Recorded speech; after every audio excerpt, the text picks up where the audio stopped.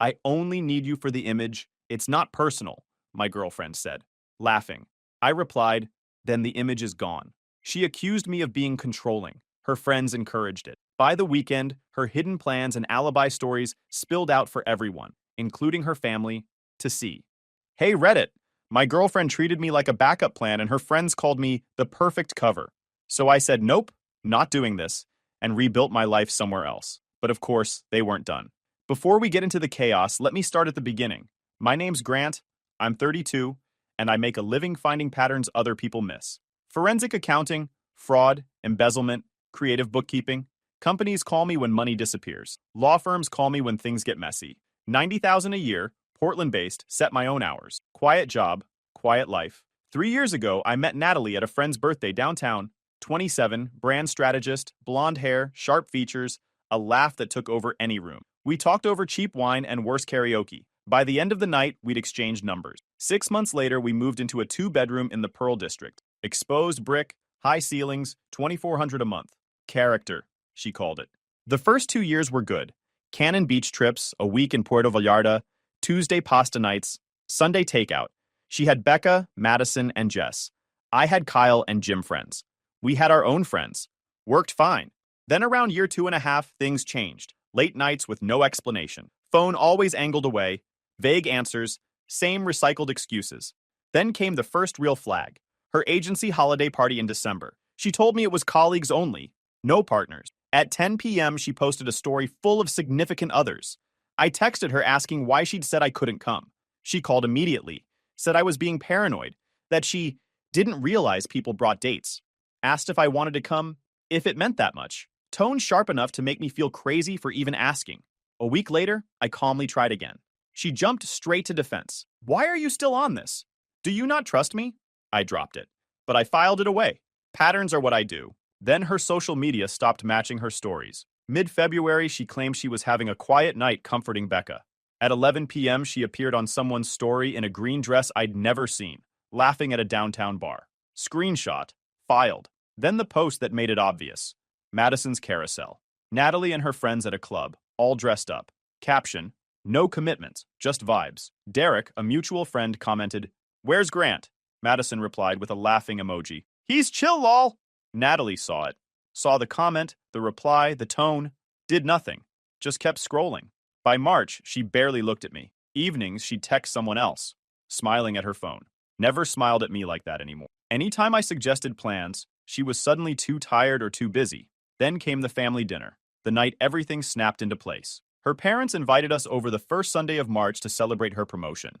Her mom opened the door wearing a world's best mom apron, ushered me in like I was a guest at a holiday dinner. The table was set like Thanksgiving. Her dad sat at the head, beer in hand, watching highlights. Her younger brother Jason hovered awkwardly, clearly wishing he were anywhere else. Her mom brought out a massive roast and served Natalie first. Biggest cut, biggest praise. "So Natalie," she said, practically glowing, "tell us everything about the promotion." Natalie lit up. "I'm leading the entire brand strategy division now. 15 people reporting to me. Full control of major accounts." Her dad raised his glass. "That's my girl. The Alexander Drive. Always knew you'd rise above everyone else." Her mom teared up. "We're so proud. You deserve all of it." 5 minutes passed before anyone acknowledged I existed.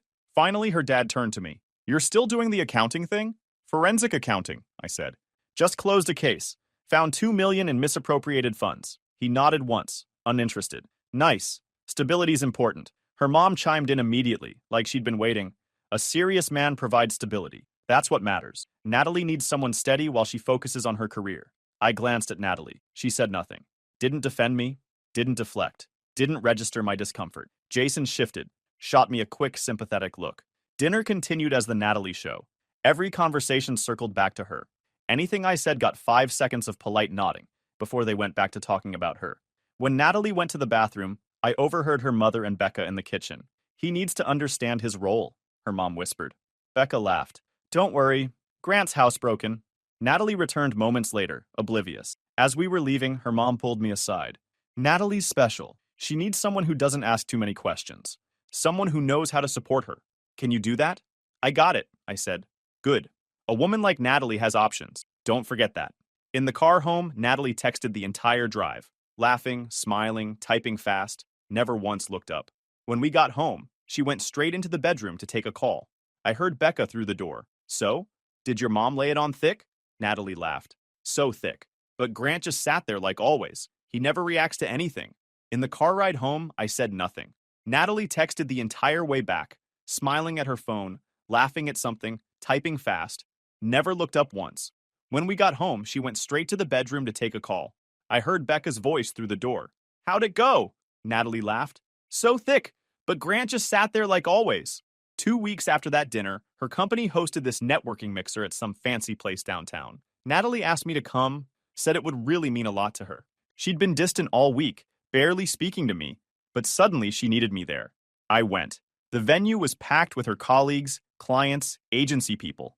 The moment we walked through the door, Natalie transformed completely, hand on my arm, laughing at my jokes, introducing me as her partner with this warm smile. Looked real if you didn't know better.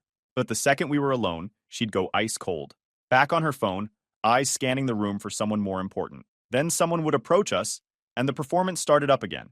I watched this happen 3 times in the first hour. This older woman, maybe 50s, executive looking, walked up to Natalie holding a wine glass. Natalie, I wanted to tell you how impressed I was with your pitch last week. Really creative approach. Thank you so much, Natalie said, instantly warm. The woman looked at me, then back at Natalie. And you're so grounded for someone in such a demanding role. I love that you have a stable partner supporting your career. That's rare in our industry. Natalie squeezed my arm, laughed this perfect practice laugh. We're really lucky to have each other. Grant's been so supportive of everything I'm building. He doesn't need constant attention or validation. We've found this great balance. The second the woman walked away, maybe 3 steps, Natalie dropped my arm like she'd been holding something unpleasant and pulled out her phone. Don't say anything weird, she said flatly, not even looking at me. I need these people to see me a certain way. You understand that, right?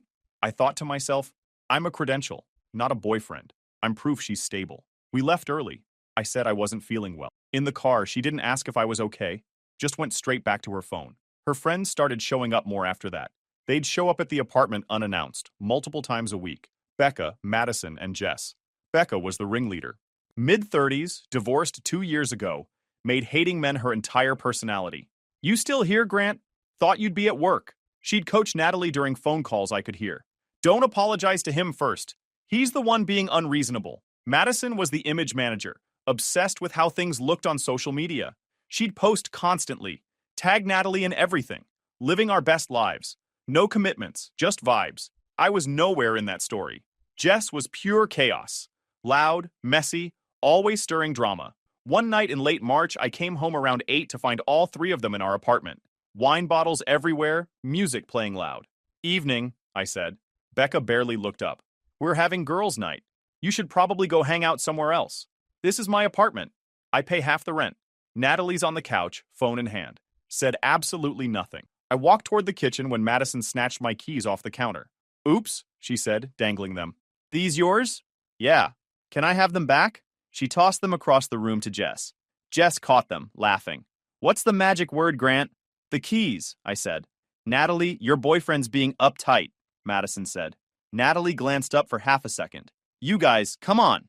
Jess tossed the keys back. They hit the floor at my feet. I picked them up, looked at Natalie. She was back on her phone. I grabbed my beer, went to the bedroom. Through the wall, I heard Jess. He's so whipped, it's embarrassing. Around 10, I came out for water. They were huddled around Natalie's phone. I caught Madison mid-sentence. Just keep him comfortable until you figure out what you actually want. You don't owe him clarity if you're not sure yet. She stopped when she saw me. I filled my glass, looked at Natalie, who wouldn't make eye contact, and went back to the bedroom. The test came in early April. I was working from home when my phone buzzed. Instagram notification. Jess had posted a story. I opened it, then stopped. Natalie and some guy I didn't recognize. He had his arm around her waist. They were at some bar, both holding drinks, both laughing. She was wearing this black dress I'd never seen. Caption, love to see her happy again. I took a screenshot, checked the timestamp, posted about 15 minutes ago. I refreshed the app. The story was gone, deleted. My phone rang within 30 seconds. Natalie. Hey, she said. Her voice sounded rehearsed. Hey. So, Jess accidentally posted something really stupid. Old photo from like a month ago with her cousin visiting from Seattle. She didn't realize how it looked. It's already deleted. Got it. Wrong person. Right message. Silence. What? You heard me. Grant, are you upset about this? Should I be? Most boyfriends would at least ask questions. You're just nothing. You said it was her cousin from a month ago. You've explained it. What's there to ask? She sounded frustrated now. Fine, whatever. I have to go. She hung up. That night, she came home around 8, walked straight past me, went to the bedroom, closed the door. I heard her on the phone. He didn't react at all, she said. Like nothing happened. Becca's voice came through, tinny on speaker. That means he's either given up or he's not invested enough to care. Maybe both, Natalie said.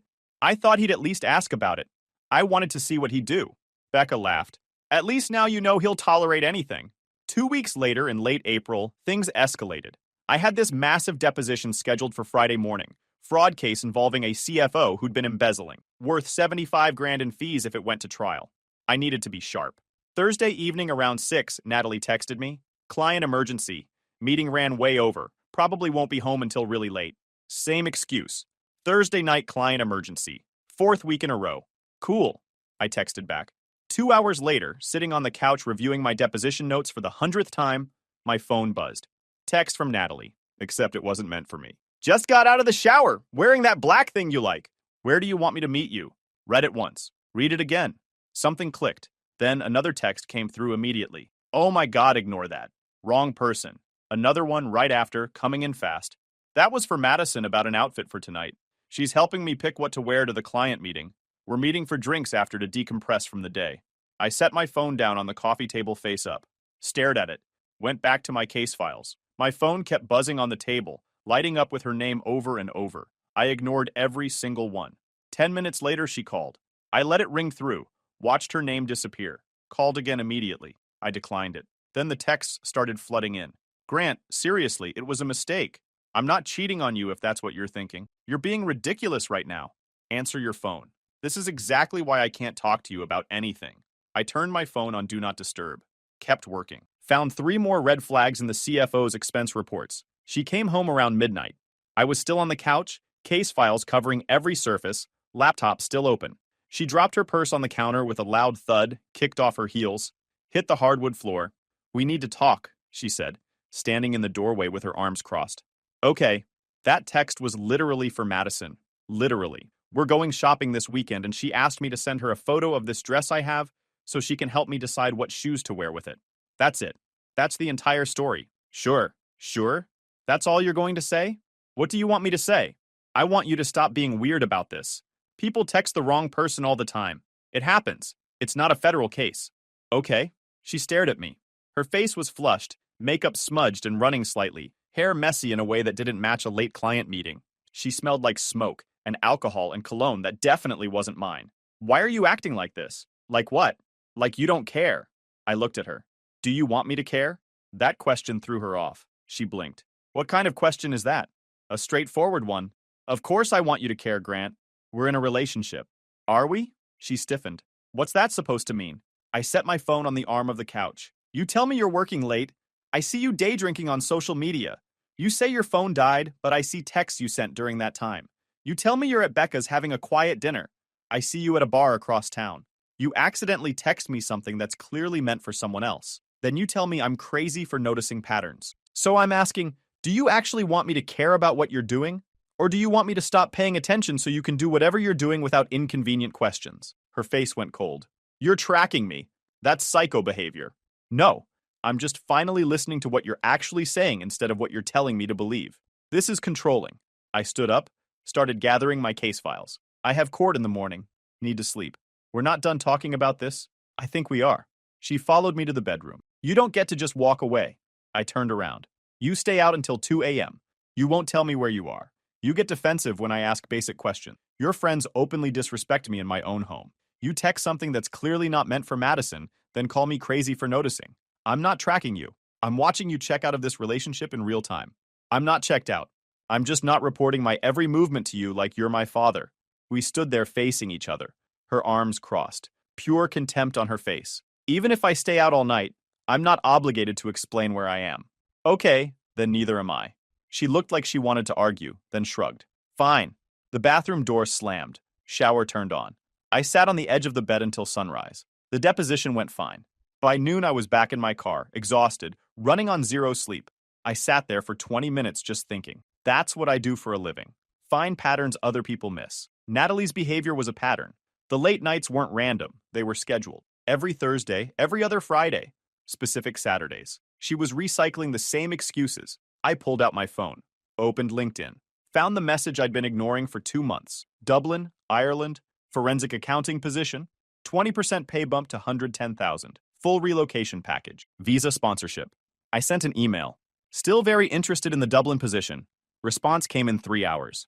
Can you do a video call Monday morning? Monday came. The video call went well. 3 partners asked about my experience. I walked them through 3 major cases I'd closed, made me an offer on the spot. 110,000 base. Full benefits. Housing stipend. Relocation expenses covered. Start date June 15th. 6 weeks away. I accepted. Didn't tell Natalie. Went through the motions. We became roommates who barely talked. Then came the group chat leak that confirmed everything. I was at the gym with Kyle one afternoon, running on treadmills side by side, when my phone buzzed in the cup holder. Text from Jake, this mutual friend from college who worked in tech. Hey man, you might want to see this. Attached was a screenshot. Group chat with Natalie, Becca, Madison, and Jess. Timestamp from earlier that morning. Becca. Has he said anything about the test? Natalie. No, didn't react at all. Like it never happened. Madison. Good. Means he's comfortable. That's what you want right now. Stability while you figure things out. Jess. Or he's checked out LOL. Natalie. Either way it works. I'm keeping him stable until I figure out what I actually want. No point blowing up something steady when I'm not sure yet. Becca. Smart. Don't give up stability for uncertainty. Madison. And seriously, don't post him anywhere. Keep your options looking open. Natalie. Trust me, I know the game. I stopped running completely. Stared at the screenshot. Read it twice. Then a third time. Another text from Jake. There's more. Hold on. Second screenshot appeared. Same chat, different timestamp from 2 days earlier. Jess. If he gets annoying or starts asking too many questions, just call it controlling. Works every time. Becca. And keep all the receipts vague? He can't prove anything if you don't give him specific details to check. Madison. Post the cousin story again if he starts acting up. Keeps him off balance and questioning what he saw. Natalie. You guys are evil, LMAO. Jess. We're strategic. There's a difference. I felt something cold and final. Not anger, just clarity. Kyle looked over from his treadmill, saw my face. What's wrong? I handed him my phone without saying anything.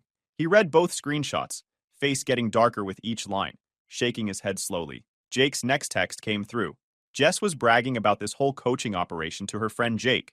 Yeah, same first name as me. That's why this happened. She was showing him how they're strategically managing Natalie's relationship. Sent these screenshots to him to prove how good their advice is.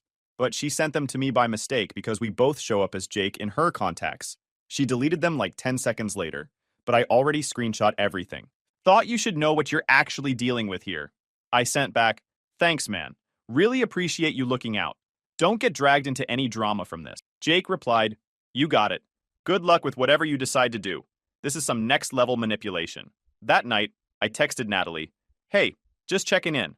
How's your day going? She replied 5 minutes later. Good. Busy with clients. Why? Just wondering. Talk tonight? Sure. Love you. I stared at that last line, wondered when it had become just words. That night, she came home around 7. She sat down next to me on the couch, closer than she'd been in weeks. You've been quiet today. Everything okay? All good. Just tired from work. You sure? You texted me earlier. That's not like you lately. Just checking in. She studied my face, trying to read me. Okay. Well, if you want to talk about anything, I'm here. Thanks. She waited for me to say more. I didn't. Just went back to my laptop. She got up, went to the bedroom. 5 minutes later, my phone buzzed. Text from her. Are you mad at me about something? No. Are you sure? You're being weird. Just tired. She called. I declined it. I could hear her through the bedroom door. He's being so weird. I can't read him at all.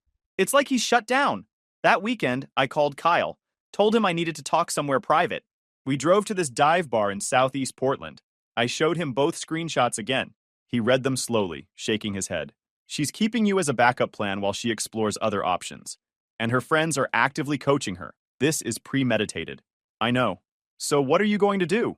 I told him about Dublin, the job offer, the timeline, the plan to leave in 6 weeks. He nodded slowly. That's perfect. You're not blowing up your life over her drama. You're just taking a better opportunity that happens to get you out of a toxic situation. Clean break. Exactly. I want to disappear the way she's been emotionally checked out for months. No fight, no big blow up, just gone. I started packing that night, careful, organized. Like I was planning a fraud investigation. Small loads during lunch breaks when Natalie was at work. Boxes to Kyle's garage in deep southeast Portland, where she'd never think to live. Sold my Subaru privately through Craigslist. Met the buyer at a Starbucks across town. Took cash payment. Signed over the title right there in the parking lot. Started using Kyle's truck when I needed to move stuff. Opened a new checking account at a different bank entirely. Slowly transferred money out of our joint account into the new one over 2 weeks. 2,500 here, 3,000 there. Small enough amounts spread out enough that Natalie wouldn't notice the pattern when checking the account balance on her phone app.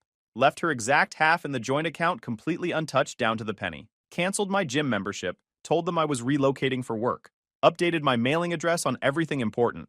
Amazon, credit cards, subscriptions, voter registration, insurance policies, professional licenses, all of it pointing to Kyle's address temporarily, until I could update everything with Dublin information once I landed. Started researching Irish neighborhoods online late at night, cost of living, figuring out logistics, reading expat forums. One afternoon in mid-May, I was carrying a box to Kyle's truck when I heard footsteps. Madison. She stopped when she saw me, looked at the box. Something shifted in her expression. Spring cleaning? She asked. Yeah, spring. She studied me for a second longer. Getting rid of a lot of stuff lately? Just decluttering. She nodded slowly, still looking suspicious. Cool. See you around, Grant. Sure. She got in her car. I watched her pull out her phone before she even started the engine. Didn't matter anymore. I'd be gone in less than 2 weeks. One evening a week later, I was in the bedroom packing when I heard Natalie come home early. I quickly shoved the box into the back of the closet. She dropped her bag and got on the phone. I heard her plop down on the couch. Becca's voice came through clearly on speaker. Ups, keep him comfortable, Becca was saying. He's stable, not going anywhere. He doesn't have the backbone to leave. Natalie laughed. He's definitely not going anywhere. He's like furniture at this point. Madison's voice joined in. Has he brought up that text thing again? No, I think he's given up. He just accepts whatever I tell him now. Good, Becca said. That's exactly where you want him. Comfortable, stable, not making waves. I stood in the bedroom doorway, listening. Then I quietly stepped back, closed the door, and went back to packing. 2 weeks later, everything was ready. Wednesday morning in late May, while Natalie was at her girls' brunch, Kyle and I moved out the last boxes. I walked through the empty apartment one final time. My stuff was gone. Only her things remained. I left my keys on the kitchen counter next to a check for my half of the security deposit. No note, no explanation. Walked out the door, locked it from the outside using her spare key, then slipped it through the mail slot. Drove to Kyle's place, grabbed my suitcases. Boarded a flight to Dublin Thursday morning at 6 a.m. Dublin hit different the moment I stepped off the plane. New accents in every conversation, a rhythm to the city I kept tripping over. Euro prices I kept converting wrong in my head. The firm placed me in a short-term rental in Ballsbridge. 1 bedroom, IKEA furniture, quiet, mine. No ghosts, no history. Work hit the ground running. International fraud, shell companies, cross-border asset tracing, cases where one mistake costs millions. My team was sharp. Ronan, my manager, had 20 years in forensic work and zero interest in micromanaging. You do your job or you don't. Simple. So I worked.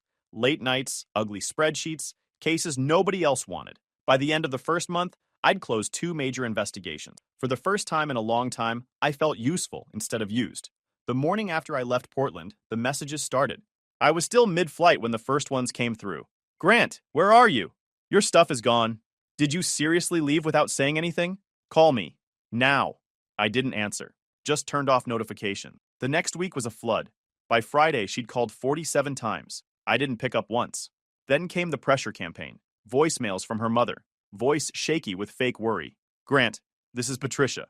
We're so worried. Please call us back. Her father's was a lecture. You don't abandon someone after 3 years. You owe us a conversation. Becca left a voice note calling me a coward. Madison texted that I needed to explain myself. Jess said I was manipulative and cruel. Blocked. All of them. Kyle kept me updated. Natalie showed up at his place twice. Once with Becca, once with her dad, pounding on his door, demanding answers. Kyle told them the truth he knew. Haven't heard from him. Don't know where he went. Mid-June, Kyle texted again. You need to hear this. He sent a voice note. I listened. Background noise. Hallway. Doors slamming. Someone breathing hard. Then Natalie, hysterical. I just want to know where he went. A woman's voice, firm. Ma'am, you need to leave the building. Kyle. I told you, I don't know where he is. You need to go. Natalie's dad. Son, you're making this harder than it needs to be. Kyle. I'm not your son. Closing the door. Door shuts. Silence. Kyle texted right after. That was 7 a.m. on a Saturday. Building manager had to intervene. They finally left. I replied, thanks for dealing with that. Sorry they dragged you in. By July, the messages stopped. Not a clean stop. More like a car that finally ran out of gas. Dublin slowly became home. Weekends I walked the Liffey, joined a football league through work, ran along the canal every morning before sunrise. The city felt honest, straightforward. Then one afternoon, walking home from the office, my phone buzzed. Unknown number. Hey Grant, this is Jason. Got your number from Kyle. Just wanted to say you're not crazy. I saw what was happening with my family and Natalie. The way they talked about you. The way mom treated you. All of it. They treat her like she can do no wrong, and everyone else like support staff. You were right to leave. Don't let them guilt you into thinking otherwise. Good luck in Dublin, man. I stopped walking. It was the first time anyone connected to Natalie had told the truth. Not defended her. Not blamed me. Just truth. I texted back, thanks, man. Really appreciate it. That means a lot. He replied, she's my sister and I love her, but I'm not blind. You deserved better. Take care of yourself. For the first time in months, I felt lighter. And then I met Fiona. Mid-August, my firm hosted a networking event at this bar in Temple Bar. I showed up because Ronan insisted, said it was important for team bonding. I was standing by the buffet table when this woman reached for the same spring roll I was going for at the exact same moment. Go ahead, I said. No, you take it. I've had 3 already anyway, possibly 4. I've lost count. 3? Amateur numbers. She laughed. Actually genuine. You must be American. Only Americans have that kind of confidence about appetizer consumption at work events. Her name was Fiona, 30 years old, project manager at a tech company, red hair, sharp wit that kept me on my toes. We talked for 2 hours straight, completely ignoring the networking event happening around us, just standing by that buffet table. She texted me 2 days later. Want to grab a drink sometime? No spring rolls involved, I promise. We met at a pub in Stoneybatter the following weekend. Talked for 3 hours about everything and nothing. Work, family, why we both ended up in Dublin, favorite films we'd seen lately. Made it a regular thing after that. It was easy with her in ways I'd forgotten relationships could be. When she said she'd call, she actually called. When she ran late, she texted ahead without me having to ask. Running 15 minutes late, traffic's terrible on the Keys. See you soon. She showed up when she said she would, apologized if plans changed, explained what happened, moved on. No drama, no games, no making me feel crazy for expecting basic communication. Month in, we were at her place watching some show when I mentioned I'd been in Portland before Dublin. She paused the show immediately. Can I ask what happened there? Relationship ended badly. Want to talk about it? Not really, not yet anyway. Okay. She hit play on the show again, settled back into the couch. Whenever you're ready, I'm here. No pressure. That was it. No pushing. No making me feel guilty for not opening up immediately. No interrogation disguised as concern. By October, we were serious. Her parents invited me to their house in Howth for Sunday dinner, treated me like I was already part of the family, asked about my work, actually interested, laughed at my stories, made me feel welcome. By November, I was promoted to senior investigator at the firm with a big raise. Fiona and I started looking at flats together on weekends, talking about the future for real. Eventually, I updated my LinkedIn with the Dublin position. Within a week, Kyle texted, "Heads up, Madison found your profile. They're talking about showing up. Let them try." Then my company sent me to San Francisco for a conference. Fiona flew out for the last 3 days. Late November, I took her to this Italian place in North Beach. We were talking about Christmas plans when I saw her. Natalie, near the hostess stand with 2 women. Her eyes landed on me. She looked different, thinner, tired, hair shorter, darker. She walked toward our table. Grant, Natalie, can we talk? Give me a minute, I said to Fiona. Of course. Fiona squeezed my hand. We stepped outside. Cars, cable car bell, fog rolling in. What the hell, Grant? She was already crying. You just left. No explanation. Nothing. You told me you weren't obligated to explain where you were. Figured it worked both ways. That's not fair. Isn't it? Madison showed up. Stood next to Natalie. You ghosted her, Madison said. Disappeared like a coward. You don't get a vote here. I turned back to Natalie. Madison stood there a second, then went inside. I was going through something, Natalie said. Something huge. I didn't know how to talk to you about it. So you stayed out until 2 a.m. and told me you weren't obligated to explain anything? She looked down. I was pregnant. Everything stopped. What? That Thursday night. I'd found out that afternoon. 3 tests at work. I was terrified. What happened? I miscarried. 3 weeks after you left. I was alone. Went to the ER by myself. Tried calling you so many times. Who else did you tell first? Silence. Before you called me. After you miscarried. Who did you tell? Why does that matter? Because you made a choice. You found out you were pregnant and told everyone else first. When it went wrong, you called me as a last resort. That tells me exactly where I ranked. I was scared of being abandoned, of you leaving, of me. My dad left my mom when she got pregnant with Jason. I know the story. You were scared I'd leave, so you pushed me away first. Kept me as backup while exploring other options. But you made choices. You kept me as furniture. I heard you. On speaker. With Becca. She covered her face with her hands. I'm sorry you went through that alone. But you weren't alone because I abandoned you. You were alone because you chose everyone else first. Every single time. Grant, please. I'm done. I walked back inside. Fiona was waiting, calm. We finished dinner. Natalie and her friends had left. On the flight back to Dublin, Fiona asked what happened. I told her everything. She listened without judgment, held my hand. Back in Dublin, I moved forward. Found a flat with Fiona in Ranelagh. Moved in by Christmas. Closed a major investigation. Ronan offered me partner track. 175,000 base. Signed in January. 3 weeks later, Kyle texted. Heads up. Natalie knows for sure you're in Dublin now. Madison's telling people they're planning something. Let them try. 3 weeks went by. Then one Saturday morning in February, my doorbell rang. 7:30 a.m. Natalie. She looked better. Healthier. Hairstyled. Fiona came up behind me. Everything okay? Yeah. I didn't move from the doorway. What are you doing here? I'm in Dublin for work. Wanted to talk. We already talked. That wasn't a real conversation. It was the one you got. Can we talk inside? No. She blinked. Just 5 minutes. Please. Fiona touched my back. I'll make breakfast. You two can talk out here. She went inside. I stepped into the hallway, closed the door. Nice place, Natalie said. What do you want? I've been thinking about everything. What I did wrong. The pregnancy. How I handled things. I'm in therapy now. Moved to Austin. I'm working on myself. Good. I'm glad you're getting help. I wanted you to know you were right. I did keep you as backup. I did tell everyone else first. I did push you away. My therapist says it's called preemptive abandonment. I wanted you to know I understand that now. I held up my hand. Stop. What? I don't need your therapy terms. I don't need you to tell me I was right. I already knew that 2 years ago. I just wanted you to understand. Understand what? That you finally figured out what I knew while I was still living it? That's about you feeling better, not about me. She wiped her eyes. I need you to know I'm not a bad person. That I didn't mean to hurt you. That's about you, not me. So we just never talk again? That's it? That's up to you. But I'm not giving you closure. I'm not giving you absolution so you can move on feeling better. You made choices. They had consequences. You lost something. That's how it works. You've changed. No, I just stopped accepting disrespect. She stood there another minute, then nodded slowly. Okay, I guess that's it then. I'll go. Safe flight back. She walked to the elevator, looked back once, stepped inside.